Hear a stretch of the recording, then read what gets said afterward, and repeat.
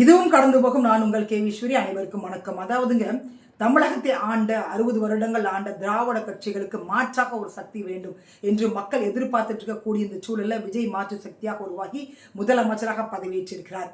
இன்றைக்கு தமிழக சட்டமன்றத்தில் மீதி இருக்கக்கூடிய சட்டமன்ற உறுப்பினர்கள் பதவியேற்றார்கள். அதற்கு பிறகு தமிழக முதலமைச்சராக பொறுப்பேற்ற விஜய், முன்னாள் முதலமைச்சர், அவரோட பாணியில சொல்லணும் அப்படின்னா தீய சக்தியான திராவிட முன்னேற்ற கழகத்தின் தலைவராக இருக்கக்கூடிய முன்னாள் முதலமைச்சரான முத்துவேல் கருணாநிதி ஸ்டாலின் அவங்கள சித்தரஞ்சன் சாலையில போய் மரியாதை நிமித்தமாக சந்திக்கிறாரு. அதற்கு அடுத்து ஐயா வைகோ சந்திக்கிறாரு அண்ணா நகர்ல. அதற்கு அடுத்து அன்புமணி ராமதாஸ் ஐயாவை சந்திக்கிறாரு. அதற்கு அடுத்து அண்ணன் சீமானை சந்திக்கிறாரு. நான் இன்னைக்கு முழுவதுமாக தொலைக்காட்சி முன்னாடி தாங்க இருந்தேன். எப்பவாவது இபிஎஸ் போய் விஜய் சந்திக்கிறாரு அப்படின்ற ஒரு செய்தி வருமா நான் பார்த்துட்டே இருந்தேன். எனக்கு ஏன் அந்த கேள்வி அப்படின்னா, முன்னாள் முதலமைச்சர் மு.க. ஸ்டாலினை விட முன்னாடி முதலமைச்சராக இருந்த 4 வருடங்கள் தமிழகத்தை ஆண்ட இபிஎஸ் ஸ்டாலின் அவர்களுக்கும் இபிஎஸ் அவர்களுக்கும் அனுபவம், அரசியல் அனுபவம் என்பது பார்த்தீங்கன்னா கிட்டத்தட்ட ஒரே மாதிரி தான் இருக்கும்.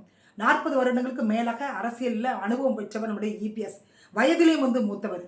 அப்படி இருக்கும் பொழுது அவரை ஏன் சந்திக்கல, அவர் சந்திக்கக்கூடிய அந்த வாய்ப்புகள் கிடைக்கலையா, ஏன் சந்திக்கல, அந்த செய்தி ஏன் நமக்கு வரல அப்படின்ற ஒரு கேள்வி எனக்கு இருந்தது. ஏன்னா தேர்தல் பிரச்சாரத்தின் போது விஜய் அவர்களையும் அவருடைய தொண்டர்களையும் கட்சி உறுப்பினர்களையும் திமுக பேசிய அளவிற்கு, இன்னும் சொல்ல போனால் நாம் தமிழர் கட்சி பேசிய அளவிற்கு இபிஎஸ் அவர்கள் விமர்சிக்கவில்லை. நாம் தமிழர் கட்சியை பொறுத்த வரைக்கும் விஜய் அவர்களை அகராதியில வார்த்தையில தேடி தேடி படு கேவலமாக திட்டினாங்க. நாம் தமிழர் என்று சொல்வதற்கே எனக்கு அசிங்கமாக இருக்கிறது. அதுக்கும் ஒருபடி மேல போய் திராவிட முன்னேற்றத்தில் இருக்கக்கூடிய உறுப்பினர்கள் குடும்ப பிரச்சனையிலிருந்து எல்லாத்தையும் பொதுவெளியில விமர்சனம் பண்ணாங்க. ஆனால் எனக்கு தெரிஞ்சு அண்ணா திமுக தொண்டர்களாக இருந்தாலும் சரி, இபிஎஸ் இருந்தாலும் சரி, விஜய் அவர்களை நாகரிகமான முறையில விமர்சனம் பண்ணாங்களே தவிர இந்த அளவுக்கு திமுக என்டிகே அளவுக்கு இறங்கி விமர்சனம் பண்ணல.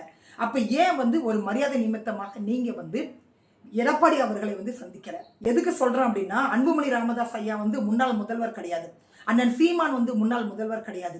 முன்னாள் முதல்வராக இருந்த மு.க. ஸ்டாலின் ஐயாவை சந்திச்சிங்க அப்படின்னா, இதுவரைக்கும் தமிழக அரசியல் வரலாற்றில் ஜெயலலிதாவாக இருந்தாலும் சரி, கலைஞர் கருணாநிதியாக இருந்தாலும் சரி, சட்டமன்றத்தில் சந்திச்சுப்பாங்க தவிர வீடுகளில் போய் சந்திச்சதா வரலாறு கிடையாது. அந்த வரலாற்றை நீங்க மாற்ற நினைக்கிறீங்க, நாங்க வரவேற்கிறோம்.